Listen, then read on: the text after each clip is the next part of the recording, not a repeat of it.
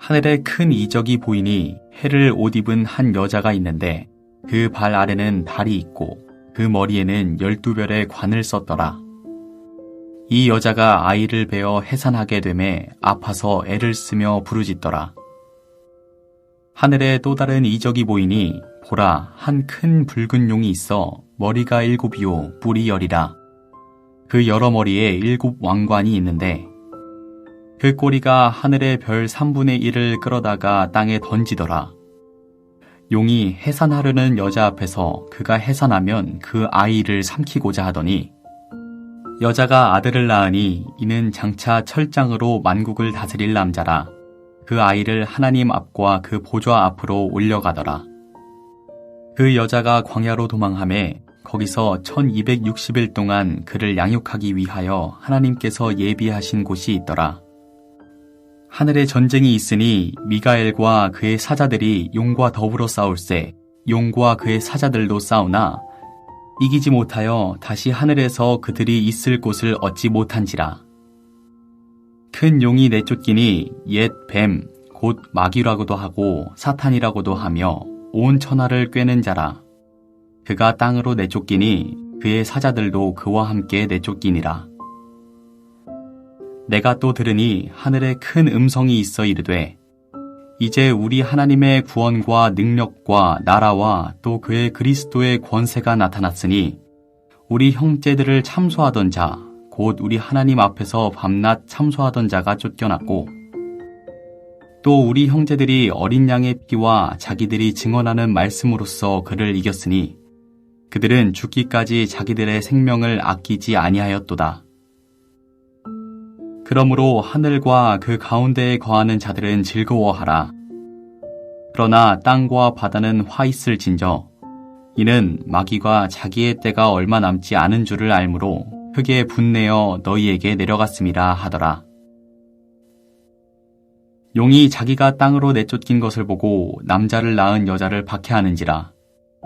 그 여자가 큰 독수리의 2 날개를 받아 광야 자기 곳으로 날아가 거기서 그 뱀의 낯을 피하여 1때와 2때와 반때를 양육받음에 여자의 뒤에서 뱀이 그 입으로 물을 강같이 토하여 여자를 물에 떠내려가게 하려 하되 땅이 여자를 도와 그 입을 벌려 용의 입에서 토한 강물을 삼키니 용이 여자에게 분노하여 돌아가서 그 여자의 남은 자손 곧 하나님의 계명을 지키며 예수의 증거를 가진 자들과 더불어 싸우려고 바다 모래 위에 서 있더라. 7번째 나팔이 울림으로 요한은 하늘과 24 장로들의 찬양을 들었으며 하늘 성전이 열려서 하나님의 언약궤가 있는 것을 보았습니다. 그런 후에 요한은 또 하늘에서 여러 가지 이적들을 봅니다. 12장에서 15장까지를 보면 7개의 장면으로 된 여러 이적들을 보았습니다. 7 대접 심판이 실행되기 전에 이와 같이 또 삽입 장면이 들어간 이유는 7 대접 심판이 어떤 심판인지를 미리 알려주기 위함입니다. 하나님의 심판은 이제 사탄의 세력까지도 심판함으로 교회와 사탄과의 영적 전쟁에서 승리할 것을 알려줍니다. 오늘 본문에서 요한은 하늘에서 큰 이적을 보았습니다. 해를 옷 입고 달을 발밑에 두며 12별의 관을 쓴 여자가 아이를 베어 해산의 고통을 겪고 있는 것을 보았습니다. 이 여자는 이스라엘, 즉 하나님의 백성이며 해산의 고통으로 괴로워하고 있다는 것은 고난을 겪고 있음을 보여줍니다. 그러나 아이가 태어나기 전에 또 다른 이적을 요한이 보았습니다.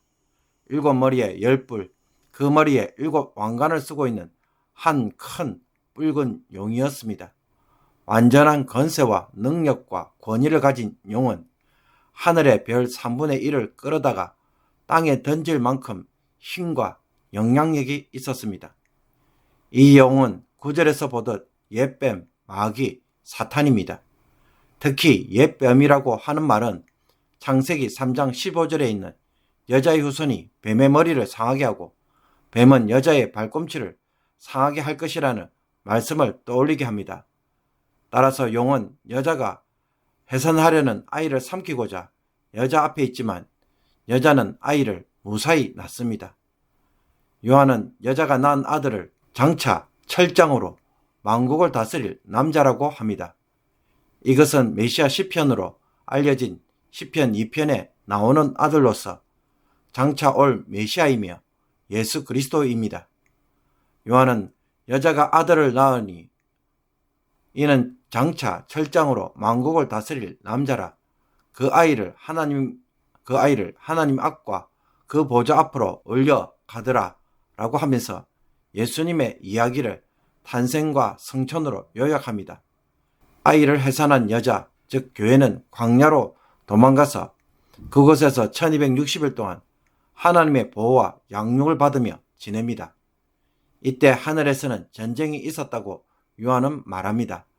용과 그 부하들이 미가엘과 그의 천사들과의 싸움에서 패배함으로 하늘에서 땅으로 쫓겨납니다. 땅에서 예수 그리스도의 부활하심으로 인하여 사탄이 더 이상 하늘에 머물지 못하게 된 것입니다. 사탄이 패배하자 하늘에서는 큰 소리로 찬양이 울려 퍼집니다. 어린 양의 승리로 인해 하나님의 구원과 능력과 나라, 그리스도의 권세가 나타났으며 하나님 앞에서 성도들을 참수하던 자가 쫓겨난 것을 기뻐합니다. 그리고 이 전쟁에서 성도들도 어린 양의 피와 정언의 말씀으로 그와 싸워 이겼으니 하늘과 그 가운데 있는 자들은 즐거워할 것을 호소합니다. 그러나 마귀와 그 부하들은 이제 자신의 때가 얼마 남지 않음으로 인해 땅으로 내려갔기에 땅과 바다는 화가 있을 것이라고 말합니다. 하늘에서는 완전한 승리가 이루어졌지만 패배 후 이들의 화풀이로 인해 땅에서는 성도들에게 환란이 당장 끝나지 않을 것을 보여줍니다. 땅으로 내려온 용은 아이를 낳은 여자를 쫓아갑니다. 하늘에서의 전쟁이 땅에서도 이어져서 여자를 공격하는 것입니다.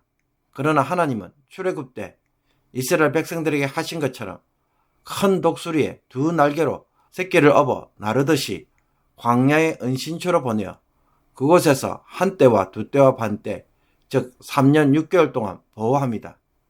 이 기간은 교회가 환란을 겪지만 보호를 받는 기간으로서 예수님의 성천과 재림 사이의 기간이라고 말할 수 있습니다. 뱀, 즉 용은 여자의 등 뒤에다가 물을 강같이 토하여 여자를 물에 떠내려가도록 하려고 합니다.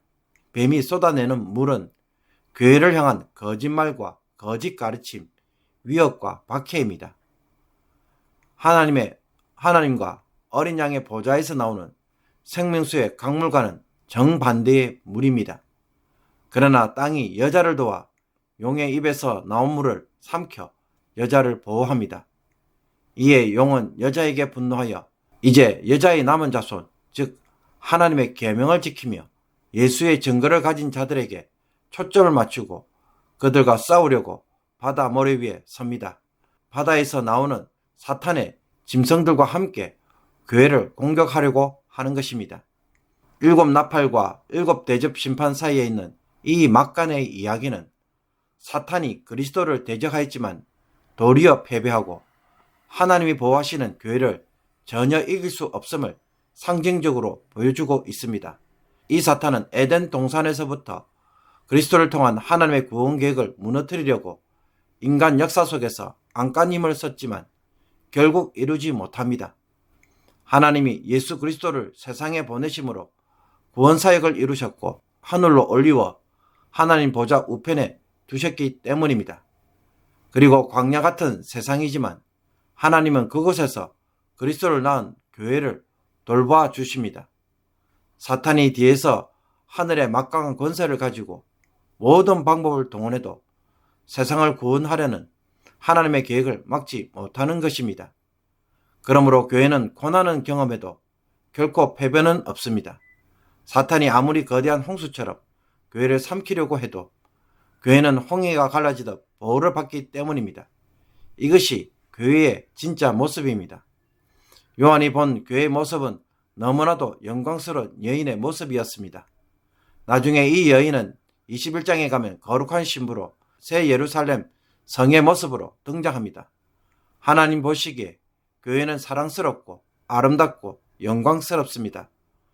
사람들 눈에는 로마 제국의 폭력적 통치하에 너무나 초라하고 별 볼 일 없으며 도살할 양처럼 무기력하게 보여도 하나님 보시기에는 전혀 그렇지 않은 것입니다. 때론 교회가 연약하고 부족하여서 세상으로부터 비난도 받고 하찮게 여김을 받을지라도 교회는 주님이 피로 사신 교회이며 하나님이 사랑하시는 영광스러운 곳입니다. 이 눈으로 교회를 바라보고 섬김으로 교회를 세워가는 것이 하나님의 뜻입니다. 하나님은 교회를 통해 일하고 계시고 그런 교회를 반드시 만들어 가시기에 우리는 내 생각, 내 판단으로 함부로 교회를 말할 수가 없습니다. 우리가 신앙생활을 하다 보면 교회의 여러 가지 문제점들과 죄인으로서의 연약함을 수없이 드러내기에 실망스러울 때가 너무나도 많고 비난할 때도 많이 있습니다. 아시아의 7 교회들을 보아도 주님이 책망하시고 회개를 요구하실 만큼 여러 가지 문제점들이 많았습니다. 그러나 주님은 이 7 교회들에게 무엇을 요구하시고 무엇을 보장하시며 어떤 교회로 세워가시고자 합니까? 이기는 자가 되기를 원하시고 거룩한 신부가 되도록 반드시 그 영광을 회복시킬 것을 약속합니다. 우리는 이 예수님의 열심 속에서 과연 살아가고 있습니까? 교회를 비난하기 전에 거룩한 신부로 세워가시고자 하는 주님의 사랑과 양육에 쓰임받기를 더욱 사모해야 할 것입니다. 교회에 대한 여러 가지 비난과 책망은 나의 기도 제목입니다. 부족하기에 나를 통해서 보완하도록 보게 하셨습니다. 그러니 이 일에 쓰임받음으로 사탄과의 전쟁에서 반드시 승리하는 성도가 되기를 주님의 이름으로 축복합니다. 기도드리겠습니다. 수없는 사탄의 공격에도 교회와 성도를 변함없이 사랑하시고 보호하시는 하나님, 교회를 향한 하나님의 사랑처럼 저희들도 교회를 사랑하게 하여 주옵소서. 사탄의 계획을 무너뜨리기 위해 서로의 허물과 죄악은 용서로 극복하게 하시고 하나님의 말씀으로 서로 권면함으로 거룩한 신부로 세우는 일에 날마다 힘쓰게 하여 주옵소서.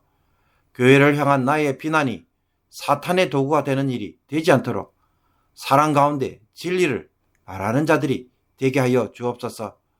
교회를 파괴시키는 모든 사탄의 공격에 깨어 있어서 영적 전쟁에서 승리하는 성도가 되게 하여 주옵소서. 예수 그리스도의 이름으로 기도하옵나이다. 아멘.